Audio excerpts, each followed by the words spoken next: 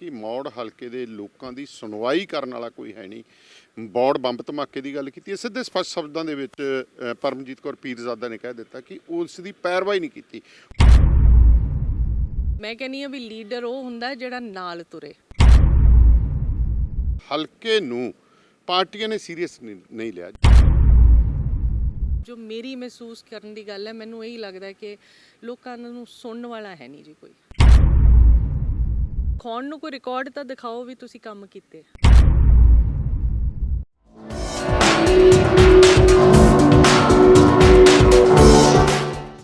ਬਠਿੰਡੇ ਜ਼ਿਲ੍ਹੇ ਦਾ ਇੱਕ ਹਲਕਾ ਹੈ ਮੌੜ। ਇਸ ਮੌੜ ਹਲਕੇ ਦੀ ਜੇਕਰ ਰਾਜਨੀਤਿਕ ਹਾਲਾਤਾਂ ਦੀ ਗੱਲ ਕਰੀਏ ਤਾਂ ਪੰਜਾਬ ਨਾਲੋਂ ਕਾਫੀ ਡਿਫਰੈਂਟ ਨੇ। ਇੱਥੋਂ ਦੇ ਲੋਕ ਕਾਫੀ ਸੰਘਰਸ਼ੀਲ ਨੇ। ਕਿਸਾਨ ਬੇਸ਼ੱਕ ਛੋਟਾ ਹੈ, ਜ਼ਮੀਨ ਦੀ ਹੋਲਡਿੰਗਸ ਬੜੀ ਛੋਟੀ ਆ, ਪਰ ਲੋਕ ਜੁਝਾਰੂ ਨੇ।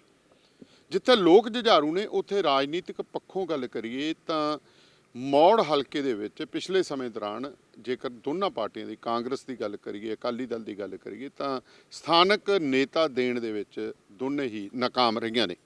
ਆਮ ਆਦਮੀ ਪਾਰਟੀ ਨੇ ਪਿਛਲੀਆਂ ਵਿਧਾਨ ਸਭਾ ਦੇ ਵਿੱਚ ਸਥਾਨਕ ਨੇਤਾ ਦਿੱਤਾ, ਉਹਨਾਂ ਦੀ ਜਿੱਤ ਵੀ ਹੋਈ ਜਗਦੇਵ ਸਿੰਘ ਕਮਾਲੂ ਦੀ। ਸੋ ਇਸ ਵਕਤ ਮੇਰੇ ਨਾਲ ਪਰਮਜੀਤ ਕੌਰ ਪੀਰਜ਼ਾਦਾ ਨੇ, ਸੀਨੀਅਰ ਕਾਂਗਰਸੀ ਨੇਤਾ ਨੇ ਤੇ ਬਠਿੰਡਾ ਜ਼ਿਲ੍ਹਾ ਪਰਿਸ਼ਦ ਦੇ ਸਾਬਕਾ ਮੈਂਬਰ ਨੇ। ਪਰਮਜੀਤ ਕੌਰ ਜੀ, ਸਤਿ ਸ਼੍ਰੀ ਅਕਾਲ। ਸਤਿ ਸ਼੍ਰੀ ਅਕਾਲ ਦਾਨੇਵਾਲ ਸਾਹਿਬ, ਮਿਹਰਬਾਨੀ ਜੀ। ਬਹੁਤ ਸ਼ੁਭਕਾਮਨਾਵਾਂ। ਪਿਛਲੇ ਸਮੇਂ ਦੇ ਵਿੱਚ ਤੁਸੀਂ, ਮੈਂ ਗੱਲ ਕਰਾਂ ਤਾਂ ਇਲਾਕੇ ਦੇ ਵਿੱਚੋਂ ਕੁਝ ਐਬਸੈਂਟ ਰਹੇ, ਹੁਣ ਕਾਫੀ ਐਕਟੀਵਿਟੀਜ਼ ਨਜ਼ਰ ਆ ਰਹੀਆਂ। ਜੇ ਮੈਂ ਕਹਾਂ ਜੀ ਮੈਂ ਐਬਸੈਂਟ ਵਾਂਗੂ ਸਮਝੋ ਤਾਂ ਮੈਂ ਆਈ ਥਿੰਕ ਮੈਂ ਆਪਣੀ ਕੌਨਸ਼ੀਅਸ ਦੇ ਮੁਤਾਬਕ ਮੈਂ ਕਦੇ ਵੀ ਐਬਸੈਂਟ ਨਹੀਂ ਰਹੀ ਜੀ। ਮੈਂ ਹਮੇਸ਼ਾ ਆਪਣੇ ਹਲਕੇ ਦੇ ਆਗੂਆਂ ਨਾਲ ਕਨੈਕਟਡ ਰਹੀ ਹਾਂ। ਕੋਈ ਇਹੋ ਜਿਹਾ ਇਲੈਕਸ਼ਨ ਨਹੀਂ ਹੋਇਆ ਜਿਹਦੇ 'ਚ ਮੈਂ ਸ਼ਾਮਲ ਨਾ ਹੋਈ ਹੋਵਾਂ, ਜਿਹਦੇ 'ਚ ਮੈਂ ਕੰਮ ਨਾ ਕੀਤਾ ਹੋਵੇ। ਪਾਰਟੀ ਕੰਨਿਓ ਐਜ਼ ਓਬਜ਼ਰਵਰ ਕੰਪੇਨਰ ਮੈਂ ਰਣਿੰਦਰ ਜੀ ਦਾ ਲੋਕ ਸਭਾ ਦਾ ਇਲੈਕਸ਼ਨ ਵੀ ਸੰਭਾਲਿਆ। ਫੁੱਲੀ ਮੇਰੇ 'ਤੇ ਰਿਸਪੌਂਸਿਬਿਲਿਟੀ ਸੀ ਉਹਦੀ। ਮੈਂ ਕਰਨ ਬਰਾੜ ਹੋਰਾਂ ਦਾ MLA ਇਲੈਕਸ਼ਨ ਵੀ ਸੰਭਾਲਿਆ ਜਦੋਂ ਉਹ ਜਿੱਤੇ। ਉਸ ਤੋਂ ਬਾਅਦ ਮੈਂ ਪੱਟੀ ਸਾਹਿਬ ਦਾ ਇਲੈਕਸ਼ਨ ਵੀ ਸੰਭਾਲਿਆ ਮਲੋਟ। ਸੋ ਐਬਸੈਂਟ ਤਾਂ ਨਹੀਂ ਕਿਹਾ ਜਾ ਸਕਦਾ, ਪਰ ਹਾਂ ਕੁਝ ਮਾਫੀ ਚਾਹੁੰਦੀ ਹਾਂ, ਕੁਝ ਨਿੱਜੀ ਮਜਬੂਰੀਆਂ, ਕੁਝ ਜ਼ਿੰਮੇਵਾਰੀਆਂ ਬੱਚਿਆਂ ਦੀਆਂ ਇਹੋ ਜਿਹੀਆਂ ਸੀ, ਕਿਉਂਕਿ ਲੇਡੀਜ਼ ਨੂੰ ਤੁਸੀਂ ਮੰਨੋਗੇ ਵੀ ਬੈਲੈਂਸ ਕਰਕੇ ਚੱਲਣਾ ਪੈਂਦਾ। ਸੋ ਮੇਰੀਆਂ ਕੁਝ ਇਹੋ ਜਿਹੇ ਬੱਚੇ ਇਹੋ ਜਿਹੀ ਸਟੇਜ 'ਤੇ ਸੀਗੇ ਕਿ ਮੈਂ ਉਹਨਾਂ ਨੂੰ ਇਗਨੋਰ ਨਹੀਂ ਕਰ ਸਕਦੀ ਸੀ, ਪਰ ਕੰਮ ਮੈਂ ਜਾਰੀ ਰੱਖਿਆ। ਮੈਂ ਜਨਰਲ ਸੈਕਟਰੀ ਵੀ ਹਾਂ PPCC ਦੀ।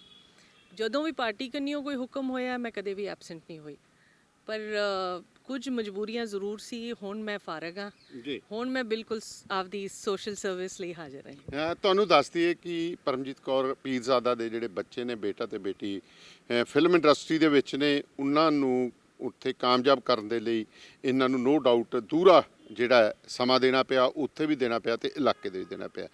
ਮੌੜ ਹਲਕੇ ਬਾਰੇ ਜਾਣਨਾ ਚਾਹਾਂਗਾ ਕਿ ਮੌੜ ਹਲਕੇ ਦੇ ਜਿਹੜੇ ਵੋਟਰ ਨੇ ਉਹਨਾਂ ਦੀ ਸੋਚ ਕੀ ਹੈ, ਕਿਹੋ ਜਿਹੇ ਲੋਕ ਨੇ, ਤੇ ਖਾਸ ਕਰ ਗੱਲ ਕਰੀਏ ਤਾਂ ਸਿਆਸੀ ਪੱਖੋਂ ਇੱਕ ਬਹੁਤ ਵੱਡਾ ਖਲਾਅ ਵੀ ਮੰਨ ਸਕਦੇ ਹਾਂ ਕਿ ਜਿਸ ਬੰਦੇ ਦਾ ਵੀ ਜੀ ਕਰਦਾ ਉਹ ਕਹਿੰਦਾ ਮੈਂ ਮੌੜ ਖੜਾ ਹੋਣਾ। ਜੇਕਰ ਗੱਲ ਕਰੀਏ ਤਾਂ ਪੁਰਾਣੇ ਇਤਿਹਾਸ ਦੀ ਗੱਲ ਕਰੀਏ ਤਾਂ ਇੱਥੇ ਬਹੁਤੇ ਜਿਹੜੇ ਉਮੀਦਵਾਰ ਹੈ ਵੱਖ-ਵੱਖ ਪਾਰਟੀਆਂ ਦੇ ਬਾਹਰਲੇ ਇਲਾਕਿਆਂ ਤੋਂ ਆਏ ਮੰਨੇ ਜਾਂਦੇ ਨੇ ਜੀ। ਸੋ ਜੇ ਮੈਂ ਕਹਾਂ ਜੀ, ਇੱਕ ਲੋਕਲ ਹੋਣ ਦੇ ਨਾਤੇ ਮੇਰਾ ਆਪਦਾ ਪਿੰਡ ਪੈਂਦਾ ਹੈ ਪੀਰਕੋਟ, ਮੌੜ ਹਲਕੇ ਦਾ ਬਿਲਕੁਲ ਪਾਰਟ ਹੈ। ਮੈਂ ਅੱਧੀ ਕੰਸਟੀਚੁਐਂਸੀ ਜਦੋਂ ਜੋਗਾ ਹੋਇਆ ਕਰਦੀ ਸੀ, ਮੈਂ ਜ਼ਿਲ੍ਹਾ ਪਰਿਸ਼ਦ ਜਿੱਤੀਆਂ ਉੱਥੋਂ ਇੱਕ ਬੜੇ ਰਿਕਾਰਡ ਮਾਰਜਨ ਨਾਲ। ਜੇ ਆਪਾਂ ਹਿਸਟਰੀ ਚੱਕੀਏ ਤਾਂ 1967 ਤੋਂ ਜਦੋਂ ਤੋਂ ਜੋਗਾ ਹਲਕਾ ਬਣਿਆ ਅੱਜ ਤੱਕ ਕੋਈ ਵੀ ਜਿਹੜੀ ਪਾਰਟੀ ਨੂੰ ਮੈਂ ਫੋਲੋ ਕਰਦੀ ਹਾਂ, ਕਾਂਗਰਸ ਦਾ ਕਦੇ ਕੋਈ ਕੈਂਡੀਡੇਟ ਨਹੀਂ ਜਿੱਤਿਆ। ਸੋ ਇੱਕ ਉਹ ਰਿਕਾਰਡ ਮਾਰਜਨ ਨਾਲ ਜਿੱਤਣਾ, ਮੈਂ ਬੜੀ ਰਿਣੀ ਆ ਆਪਦੇ ਇਲਾਕੇ ਦੀ, ਹਲਕੇ ਦੀ, ਕਿ ਲੋਕਾਂ ਨੇ ਬੜਾ ਪਿਆਰ ਦਿੱਤਾ, ਬੜਾ ਮਾਣ ਦਿੱਤਾ। ਅੱਜ ਜੇ ਮੇਰੀ ਕੋਈ ਆਈਡੈਂਟੀਟੀ ਹੈ ਤਾਂ ਮੈਂ ਸਮਝਦੀ ਹਾਂ ਵੀ ਉਹ ਮੇਰੇ ਹਲਕੇ ਦੇ ਲੋਕਾਂ ਦੀ ਦੇਣ ਹੈ। ਬੜੇ ਅਵੇਅਰ ਹੈ ਲੋਕ, ਉੱਥੋਂ ਦੇ ਵੋਟਰ ਬੜੇ ਅਵੇਅਰ ਹੈ, ਪਰ ਬਦਕਿਸਮਤੀ ਕਹਿ ਲਓ ਕਿ ਉਹਨਾਂ ਦੀ ਬਾਂਹ ਨਹੀਂ ਫੜੀ ਕਿਸੇ ਨੇ। ਜਿੰਨਾ ਕੁ ਮੈਨੂੰ ਮੌਕਾ ਮਿਲਿਆ ਉਹਨਾਂ ਨੇ ਮੈਨੂੰ ਜਿੰਨੀ ਕੁ ਤਾਕਤ ਬਖਸ਼ੀ। ਮੇਰੀ ਕੋਸ਼ਿਸ਼ ਰਹੀ ਕਿ ਮੈਂ ਬਤੌਰ ਜ਼ਿਲ੍ਹਾ ਪਰਿਸ਼ਦ ਮੈਂਬਰ ਜਿੰਨਾ ਕੁ ਵੀ ਕੰਮ ਖਿੱਚ ਸਕਦੀ ਸੀ ਮੈਂ ਹਰ ਪੱਖੋਂ ਕੋਸ਼ਿਸ਼ ਕੀਤੀ, ਪਰਸਨਲ ਵੀ ਅਤੇ ਸਾਂਝੇ ਕੰਮ ਵੀ ਜਿੰਨੇ ਕੁ ਹੋ ਸਕੇ ਸਰਕਾਰ 'ਚ। ਮੈਂ ਕਾਫੀ ਉਹਨੂੰ ਬੇਨਤੀਆਂ ਕਰਕੇ ਮੁੱਖ ਮੰਤਰੀ ਸਾਹਿਬ ਨੂੰ, ਅਤੇ ਬੜੇ ਕੈਬਨਿਟ ਮਿਨਿਸਟਰਸ ਨੇ ਮੌਕੇ 'ਤੇ ਆ ਕੇ ਮਸਲੇ ਹੱਲ ਕੀਤੇ। ਉਦੋਂ ਪਾਣੀ ਦਾ ਮਸਲਾ ਬੜਾ ਸੀ ਸਾਡੇ ਹਲਕੇ ਦਾ, ਪਾਣੀ ਵੀ ਨੀਵਾਂ ਚਲਾ ਗਿਆ ਸੀ ਤੇ ਲੋਕਾਂ ਨੂੰ ਇਰੀਗੇਸ਼ਨ 'ਚ ਬੜੀ ਪ੍ਰੋਬਲਮ ਸੀ। ਪਾਵਰ ਦਾ ਮਸਲਾ ਬਹੁਤ ਸੀਗਾ। ਟਰਾਂਸਫਾਰਮਰ ਵਗੈਰਾ ਵੀ 2 ਲਵਾਏ ਮੈਂ ਵੱਡੇ ਪਿੰਡਾਂ 'ਚ, ਇੱਕ ਬਾਲਿਆਂ ਵਾਲੀ ਤੇ ਇੱਕ ਆਪਣੇ ਚੌਕੇ। ਲੋਕਾਂ ਨੂੰ ਘਰਾਂ ਦੇ ਬੜੇ ਮਸਲੇ ਸੀ, ਤਾਂ ਮੈਨੂੰ ਲੱਗਦਾ 200-250 ਦੇ ਕਰੀਬ ਮੈਂ ਆਪਣੇ ਹਲਕੇ 'ਚ ਹੀ ਨਹੀਂ, ਤਲਵੰਡੀ ਹਲਕੇ 'ਚ ਪੈਣ ਵਾਲੇ ਪਿੰਡ ਵੀ, ਕਿਉਂਕਿ ਜ਼ਿਲ੍ਹਾ ਪਰਿਸ਼ਦ ਮੈਂਬਰ ਸੀ, ਮੇਰੇ ਕੋਲ ਕਿਸੇ ਨੇ ਵੀ ਆ ਜਾਣਾ, ਮੈਂ ਕਦੇ ਨਾ ਨਹੀਂ ਕੀਤੀ। ਕਦੇ ਮੈਂ ਅੱਗੋਂ ਸਵਾਲ ਨਹੀਂ ਕੀਤਾ ਵੀ ਤੁਸੀਂ ਕਿਹੜੀ ਪਾਰਟੀ ਤੋਂ, ਕਿਹੜੀ ਪਾਰਟੀ ਦੀ ਪੰਚਾਇਤ। ਮੇਰੇ ਲਈ ਮੈਂ ਸਮਝਦੀ ਹਾਂ ਵੀ ਇਹ ਹਰ ਰਿਪਰੈਜ਼ੈਂਟੇਟਿਵ ਦਾ, ਚਾਹੇ ਕਿਸੇ ਵੀ ਕਪੈਸਿਟੀ 'ਚ, ਉਹਦੀ ਡਿਊਟੀ ਬਣਦੀ ਹੈ। ਇੱਕ ਵਾਰੀ ਤੁਸੀਂ ਕੋਈ ਇਲੈਕਸ਼ਨ ਜਿੱਤ ਜਾਂਦੇ ਹੋ, ਈਵਨ ਹਾਰ ਵੀ ਜਾਓ, ਜੇ ਤੁਸੀਂ ਇਲੈਕਸ਼ਨ ਲੜੀ ਹੈ ਉੱਥੋਂ, ਤੁਹਾਡੀ ਇੱਕ ਮੋਰਲ ਡਿਊਟੀ ਬਣਦੀ ਹੈ ਕਿ ਤੁਸੀਂ ਪ੍ਰੈਜ਼ੈਂਟ ਰਹੋ, ਤੁਸੀਂ ਉਹਨਾਂ ਦੇ ਕੰਮ ਹੱਲ ਕਰਨ ਦੀ ਕੋਸ਼ਿਸ਼ ਕਰੋ। ਆਪਣਾ ਸਵਾਲ ਬਣਦਾ ਨਹੀਂ, ਉਦੋਂ ਬਾਅਦ ਹਲਕਾ ਹਲਕਾ ਹੈ ਜੀ। ਬਿਲਕੁਲ, ਤੁਸੀਂ ਹਲਕੇ ਦੀ ਗੱਲ ਕੀਤੀ, ਪਰ ਹਲਕੇ ਨੂੰ ਪਾਰਟੀਆਂ ਨੇ ਸੀਰੀਅਸ ਨਹੀਂ ਲਿਆ। ਜੇ ਮੈਂ ਗੱਲ ਕਰਾਂ, ਦੇਖੋ ਅਕਾਲੀ ਦਲ ਨੇ ਆਪਦਾ ਉਮੀਦਵਾਰ ਐਲਾਨ ਕਰ ਦਿੱਤਾ ਹੈ, ਕਾਂਗਰਸ ਨੇ ਹਜੇ ਐਲਾਨ ਕਰਨਾ ਹੈ, ਆਮ ਆਦਮੀ ਪਾਰਟੀ ਹੈਗੇ ਜਗਦੇਵ ਸਿੰਘ ਕਮਾਲੂ ਜਿਹੜੇ ਸੀ ਉਹ ਕਾਂਗਰਸ 'ਚ ਚਲੇ ਗਏ। ਹੁਣ ਅੱਗੇ ਉਹ ਕੀ ਕਰਦੇ ਨੇ? ਕੀ ਅਜਿਹਾ ਕਾਰਨ ਤੁਹਾਨੂੰ ਨਜ਼ਰ ਆਇਆ ਕਿ ਮੌੜ ਹਲਕੇ ਦੇ ਵਿੱਚੋਂ ਲੀਡਰ ਕਿਉਂ ਨਹੀਂ ਪੈਦਾ ਹੋ ਸਕੇ? ਲੀਡਰ ਜੇ ਆਪਾਂ ਕਹੀਏ, ਜੇ ਆਪਾਂ ਲਿਸਟ ਚੱਕਣ ਤੇ ਆਈਏ ਤਾਂ ਲੀਡਰ ਬਹੁਤ ਨੇ ਜੀ। ਪਰ ਮੈਂ ਸਮਝਦੀ ਨਹੀਂ ਕਿ ਲੀਡਰ ਮੇਰੀ ਜੋ ਸਮਝ ਹੈ, ਮੈਂ ਬਹੁਤ ਜ਼ਿਆਦਾ ਸਿਆਸੀ ਤਾਂ ਨਹੀਂ ਆਪਦੇ ਆਪ ਨੂੰ ਉਵੇਂ ਇਨਵੋਲਵ ਕਰਦੀ। ਮੈਂ ਕਹਿੰਦੀ ਹਾਂ ਵੀ ਲੀਡਰ ਉਹ ਹੁੰਦਾ ਜਿਹੜਾ ਨਾਲ ਤੁਰੇ। ਲੀਡਰ ਉਹ ਨਹੀਂ ਹੁੰਦਾ ਵੀ ਤੁਸੀਂ ਅੱਗੇ ਅੱਗੇ ਚੱਲੋ ਤੇ ਪਿੱਛੇ ਮੁੜ ਕੇ ਹੀ ਨਾ ਦੇਖੋ ਵੀ ਤੁਹਾਡੇ ਮਗਰ ਕੋਈ ਆ ਵੀ ਰਿਹਾ ਕਿ ਨਹੀਂ। ਸੋ ਲੀਡਰ ਤਾਂ ਉਹ ਹੈ ਜੀ ਜਿਹੜਾ ਨਾਲ ਤੁਰੇ, ਜਿੰਨਾ ਕੁ ਤੁਸੀਂ ਨਾਲ ਲੈ ਕੇ ਚੱਲ ਸਕੋ ਆਪਦੇ ਲੋਕਾਂ ਨੂੰ। ਉਸ ਪੱਖੋਂ ਮੈਨੂੰ ਲੱਗਦਾ ਹੈ ਕਿ ਬਹੁਤ ਕਮੀ ਰਹੀ ਹੈ, ਕਿਸੇ ਨੇ ਵੀ ਸੀਰੀਅਸਲੀ ਨਹੀਂ ਲਿਆ, ਕਿਉਂਕਿ ਜ਼ਿਆਦਾਤਰ ਬਦਕਿਸਮਤੀ ਨਾਲ ਮੇਰਾ ਖਿਆਲ ਹੈ ਆਊਟਸਾਈਡਰ ਕੈਂਡੀਡੇਟਸ ਆਉਂਦੇ ਰਹੇ ਹੈ। ਇੱਕ ਤਰ੍ਹਾਂ ਦਾ ਨਾ, ਇੱਕ ਕਹਿੰਦੇ ਨਾ ਹਾਈਵੇ ਤੇ ਇੱਕ ਫੇਵਰੇਟ ਸਪੌਟ ਬਣ ਗਿਆ ਵੀ ਬਠਿੰਡੇ ਤੋਂ ਚੱਲੇ ਜਾਂ ਕਿਤੋਂ ਹੋਰ ਵੀ ਚੱਲੇ ਆ, ਦੂਰੋਂ ਦੂਰੋਂ ਵੀ ਬੜੇ ਆ ਰਹੇ ਹੈ, ਤੇ ਵੀ ਕਿਤੋਂ ਵੀ ਚੱਲੇ ਜੀ ਇੱਕ ਸਪੌਟ ਆਉਂਦਾ ਰਸਤੇ 'ਚ ਮੋੜ, ਤੇ ਜੇ ਹੋਰ ਕਿਤੋਂ ਨਾ ਗੱਡੀ ਚੜ੍ਹ ਸਕੇ ਤਾਂ ਮੋੜ ਵਾਲੀ ਬੱਸ ਚੜ੍ਹ ਜਾਏ। ਸੋ ਉਹ ਇੱਕ ਮਜ਼ਾਕ ਹੀ ਬਣਾ ਕੇ ਰੱਖਦਾ ਮੋੜ ਨੂੰ। ਸੋ ਮੇਰਾ ਕਹਿਣ ਦਾ ਮਤਲਬ ਇਹ ਹੈ ਵੀ ਸੀਰੀਅਸਲੀ ਲੈਣਾ ਬਹੁਤ ਜ਼ਰੂਰੀ ਹੈ। ਪਾਰਟੀਆਂ ਵੀ ਆਈ ਡੋਂਟ ਨੋ ਕੀ ਇਹ ਸੋਚ ਬਣ ਗਈ ਹੈ ਵੀ ਉਸ ਹਲਕੇ ਨੂੰ ਕਦੇ ਵੀ ਕਿਸੇ ਨੇ ਸੀਰੀਅਸਲੀ ਨਹੀਂ ਲਿਆ, ਵੀ ਜਿਹੜਾ ਆ ਗਿਆ ਟਿਕਟ ਮੰਗੀ ਤੇ ਉਹਨੂੰ ਦੇਤੀ। ਸੋ ਕਦੇ ਵੀ ਬੈਕਗਰਾਉਂਡ ਚੈੱਕ ਨਹੀਂ ਹੋਇਆ, ਲੋਕਲ ਬੰਦਾ ਨਹੀਂ ਦੇਖਿਆ ਗਿਆ, ਲੋਕਲ ਕੰਮ ਨਹੀਂ ਦੇਖੇ ਗਏ, ਲੋਕਾਂ ਦੀਆਂ ਜ਼ਰੂਰਤਾਂ ਨਹੀਂ ਸਮਝੀਆਂ ਗਈਆਂ। ਸੋ ਉਹ ਕਮੀ ਜ਼ਰੂਰ ਰਹੀ ਹੈ, ਮੈਂ ਇਸ ਗੱਲ ਨੂੰ ਪੂਰਾ ਮੰਨਦੀ ਹਾਂ ਜੀ। ਬਿਲਕੁਲ, ਇੱਕ ਪਿਛਲੇ ਇਲੈਕਸ਼ਨਾਂ ਦੇ ਵਿੱਚ 5 ਸਾਲ ਹੋ ਚੱਲੇ ਨੇ, ਮੌੜ ਬੰਬ ਧਮਾਕਾ ਹੋਇਆ ਸੀ, ਉੱਥੋਂ ਦੇ ਜਿਹੜੇ ਵਿਕਟਮ ਸੀਗੇ ਉਹਨਾਂ ਨੂੰ ਹਜੇ ਤੱਕ ਇਨਸਾਫ ਨਹੀਂ ਮਿਲਿਆ। ਦੇਖੋ ਜੀ, ਉਹੀ ਗੱਲ ਉੱਥੇ ਹੀ ਆ ਜਾਂਦੀ ਹੈ ਨਾ ਜੀ, ਪੈਰਵਾਈ ਤੇ। ਪੈਰਵਾਈ ਲਈ ਕੋਈ ਬਾਂਹ ਨਹੀਂ ਫੜਦਾ, ਇਹ ਚੀਜ਼ ਮੈਂ ਵੀ ਮਹਿਸੂਸ ਕੀਤੀ ਹੈ, ਚਾਹੇ ਉਹ ਛੋਟੇ ਤੋਂ ਛੋਟਾ ਕੰਮ ਲਾ ਲਓ। ਮੇਰੀ ਜੋ ਸਮਝ ਸੋਚ ਹੈ, ਮੈਨੂੰ ਲੱਗਦਾ ਹੈ ਕਿ ਜਿਹੜੇ ਤਾਂ ਡਿਵੈਲਪਮੈਂਟ ਦੇ ਵੱਡੇ ਕੰਮ ਹੁੰਦੇ ਆ, ਜੇ ਉਹਨਾਂ ਨੂੰ ਆਪਾਂ ਗਿਣੀਏ ਨਾ ਗਿਣੀਏ, ਆਪਾਂ ਇੱਕ ਦੂਜੇ ਦੇ ਮੋਢੇ ਤੇ ਬੰਦੂਕ ਰੱਖ ਕੇ ਚਲਾਈ ਜਾਈਏ, ਉਹ ਕੋਈ ਮਾਇਨੇ ਨਹੀਂ ਰੱਖਦਾ, ਆਮ ਜਨਤਾ ਲਈ ਨਹੀਂ ਮਾਇਨੇ ਰੱਖਦਾ, ਕਿਉਂਕਿ ਉਹ ਇੱਕ ਰੂਟੀਨ ਦੇ ਕੰਮ ਹੈ, ਗਵਰਨਮੈਂਟਸ ਦਾ ਕੰਮ ਹੈ, ਜੋ ਸੈਂਟਰਲ ਗਵਰਨਮੈਂਟ ਦੇ ਕੰਮ ਹੈ ਉਹਨਾਂ ਨੇ ਕਰਨੇ ਹੈ। ਕੋਈ ਹਾਈਵੇ ਬਣਾਉਣਾ ਹੈ, ਕੋਈ ਫਲਾਈਓਵਰਸ ਬਣਾਉਣੇ ਹੈ, ਜੋ ਸਟੇਟ ਗਵਰਨਮੈਂਟ ਨੇ ਕਰਨਾ ਉਹਨਾਂ ਨੇ ਕਰਨੇ, ਉਹ ਇੱਕ ਤਰ੍ਹਾਂ ਦਾ ਉਹਨਾਂ ਦਾ ਰੂਟੀਨ ਹੈ।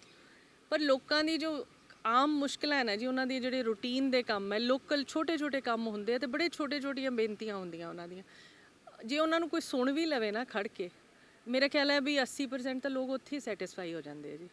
20% ਤੁਸੀਂ ਆਪਦੀ ਕੋਸ਼ਿਸ਼ ਕਰੋ ਤਾਂ ਕੰਮ ਵੀ ਹੋ ਜਾਂਦੇ ਆ।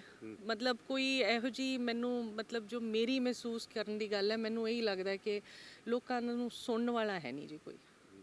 ਬਹੁਤ ਤਕੜੀ ਗੱਲ ਹੈ ਕਿ ਮੌੜ ਹਲਕੇ ਦੇ ਲੋਕਾਂ ਦੀ ਸੁਣਵਾਈ ਕਰਨ ਵਾਲਾ ਕੋਈ ਹੈ ਨਹੀਂ। ਮੌੜ ਬੰਬ ਧਮਾਕੇ ਦੀ ਗੱਲ ਕੀਤੀ ਹੈ, ਸਿੱਧੇ ਸਪਸ਼ਟ ਸ਼ਬਦਾਂ ਦੇ ਵਿੱਚ ਪਰਮਜੀਤ ਕੌਰ ਪੀਰਜ਼ਾਦਾ ਨੇ ਕਹਿ ਦਿੱਤਾ ਕਿ ਉਸ ਦੀ ਪੈਰਵਾਈ ਨਹੀਂ ਕੀਤੀ। ਹੁਣ ਪੈਰਵਾਈ ਕਿਹਨੇ ਕਰਨੀ ਸੀ? ਪੈਰਵਾਈ ਕਰਨੀ ਸੀ ਮੌਜੂਦਾ ਸਰਕਾਰ ਨੇ। ਮੌਜੂਦਾ ਸਰਕਾਰ ਨੇ ਇਹ ਪੈਰਵਾਈ ਨਾ ਕੀਤੀ, ਮੰਜਿਆਂ ਤੇ ਹਜੇ ਤੱਕ ਪਏ ਨੇ। ਉਹਨਾਂ ਨਾਲ ਗੱਲਬਾਤ ਪੰਜਾਬ ਟੂਡੇ ਤੇ ਫੇਰ ਕਿਤੇ ਵੀ ਕਰਾਂਗੇ, ਪਰ ਮਸਲਾ ਹੁਣ ਇਹ ਆ ਜਾਂਦਾ ਹੈ ਕਿ ਜੇਕਰ ਗੱਲ ਕਰੀਏ ਤਾਂ ਕਾਂਗਰਸ ਦੇ ਬੜੇ ਨੇਤਾ ਨੇ ਜਿਹੜੇ ਬੜੇ ਸਰਗਰਮ ਨੇ ਪਿਛਲੇ ਸਮੇਂ ਤੋਂ, ਕੋਈ ਮਾਨਸਾ ਤੋਂ ਆ ਰਿਹਾ, ਕੋਈ ਤਲਵੰਡੀ ਤੋਂ ਆ ਰਿਹਾ, ਤੇ ਕੋਈ ਬਠਿੰਡਾ ਦਿਹਾਤੀ ਇਲਾਕੇ ਤੋਂ ਆ ਰਿਹਾ। ਇਹ ਖੁਦ ਉੱਥੋਂ ਲੋਕਲ ਨੇ, ਸ਼ਾਇਦ ਆਉਂਦੇ ਦਿਨਾਂ ਦੇ ਵਿੱਚ 1-2 ਹੋਰ ਨੇਤਾ ਵੀ ਆ ਜਾਣ। ਜਿਵੇਂ ਇਹਨਾਂ ਨੇ ਕਿਹਾ ਕਿ ਮੌੜ ਹਲਕਾ ਇੱਕ ਉਹ ਸਟੇਸ਼ਨ ਬਣ ਗਿਆ ਕਿ ਜਿੱਥੋਂ ਬੱਸ ਜਿਹਨੂੰ ਮਿਲੀ ਹੋਰ ਕਿਤੋਂ ਨਹੀਂ ਮਿਲੀ ਤਾਂ ਇੱਥੋਂ ਜਿਵੇਂ ਆਮ ਇੱਕ ਕਹਾਵਤ ਹੈ, ਪਾਕਿਸਤਾਨ ਵੀ ਮੈਂ ਗਿਆ ਉੱਥੇ ਕਿਹਾ ਜਾਂਦਾ ਵਾਇਆ ਬਠਿੰਡਾ, ਕਿਉਂਕਿ ਵਾਇਆ ਬਠਿੰਡਾ ਜਿੱਥੇ ਪਹੁੰਚਣਾ ਕਹਿੰਦੇ ਵੀ ਇੱਕ ਵਾਰੀ ਬਠਿੰਡੇ ਪਹੁੰਚ ਜਾਓ, ਉੱਥੋਂ ਗੱਡੀ ਲੈ ਕੇ ਆਪਦੇ ਘਰ ਨੂੰ ਚੜ੍ਹ ਜਾਓ।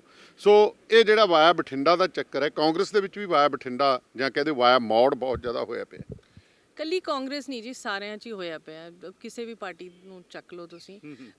ਮੈਂ ਉਸ ਗੱਲੋਂ ਮੈਂ ਐਪਰੀਸ਼ੀਏਟ ਕਰਦੀ ਹਾਂ ਜੇ ਆਪ ਵਾਲਿਆਂ ਨੇ ਉਦੋਂ ਮਹਿਸੂਸ ਕੀਤਾ, ਚਲੋ ਮੌਕਾ ਤਾਂ ਦਿੱਤਾ ਇੱਕ ਹਲਕੇ ਦੇ ਬੰਦੇ ਨੂੰ, ਚਲੋ ਉਹਨਾਂ ਨੇ ਸੀਟ ਵੀ ਜਿੱਤੀ, ਪਰ ਗੱਲ ਉੱਥੇ ਆ ਗਈ ਵੀ ਅੱਗੇ ਤਾਂ ਰਿਪਰੈਜ਼ੈਂਟੇਟਿਵ ਦੀ ਰਿਸਪੌਂਸਿਬਿਲਿਟੀ ਹੈ ਜੀ, ਆਪਾਂ ਪਾਰਟੀ ਨੂੰ ਦੋਸ਼ ਨਹੀਂ ਦੇ ਸਕਦੇ। ਪਾਰਟੀ ਨੇ ਮੌਕਾ ਦਿੱਤਾ, ਲੋਕਾਂ ਨੇ ਵੀ ਓਪਰਚੁਨਿਟੀ ਦਿੱਤੀ, ਉਹਨਾਂ ਨੇ ਵੋਟਾਂ ਪਾਈਆਂ, ਤੁਹਾਨੂੰ ਜਿਤਾਇਆ, ਹੈ ਨਾ। ਤੁਸੀਂ ਕਿਸੇ ਵੀ ਪਾਰਟੀ ਨੂੰ ਬਿਲੋਂਗ ਕਰਦੇ ਹੋ, ਕੋਈ ਵੀ ਸਰਕਾਰ ਹੈ, ਮੈਨੂੰ ਲੱਗਦਾ ਇਹ ਲੇਮ ਐਕਸਕਿਊਜ਼ਸ ਹੁੰਦੀਆਂ ਵੀ ਜੀ ਹੁਣ ਉਲਟ ਵਾਲੀ ਸਰਕਾਰ ਆ ਗਈ ਜੀ, ਹੁਣ ਫਲਾਨੀ ਆ ਗਈ, ਚਲੋ ਸਾਡੇ ਉਹ ਐਮਐਲਏ ਸਾਹਿਬ ਤਾਂ ਰਲ ਵੀ ਗਏ ਸੀ ਕਾਂਗਰਸ ਨਾਲ।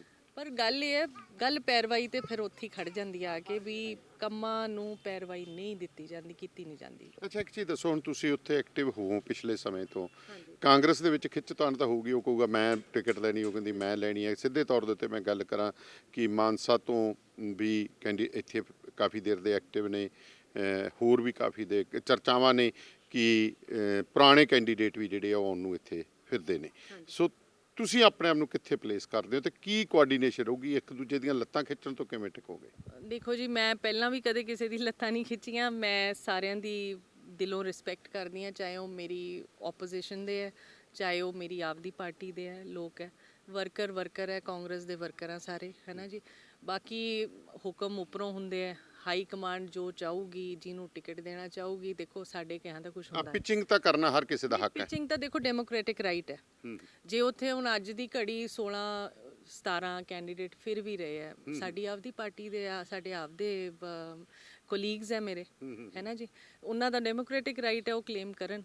ਪਰ ਤੁਸੀਂ ਟਿਕਟ ਕਲੇਮ ਕਰੋ, ਸਭ ਦਾ ਡੈਮੋਕ੍ਰੈਟਿਕ ਰਾਈਟ ਹੈ, ਪਰ ਤੁਸੀਂ ਕੁਛ ਤਾਂ ਤੁਹਾਡਾ ਦਿਖਾਉਣ ਨੂੰ ਕੋਈ ਰਿਕਾਰਡ ਤਾਂ ਦਿਖਾਓ ਵੀ ਤੁਸੀਂ ਕੰਮ ਕੀਤੇ, ਠੀਕ ਹੈ ਨਾ ਜੀ। ਮੈਨੂੰ ਤਾਂ ਇੱਕੋ ਹੀ ਮੌਕਾ ਮਿਲਿਆ ਸੀ, ਮੈਨੂੰ ਇਸ ਗੱਲ ਦਾ ਮਾਣ ਹੈ, ਫਖਰ ਹੈ ਕਿ ਮੇਰੇ ਕੋਲੇ ਕੁਛ ਕੰਮ ਹੈਗੇ ਜਿਹੜੇ ਮੇਰੇ ਲੋਕ ਦੱਸਣਗੇ, ਜੀ ਹੈ ਨਾ ਜੀ।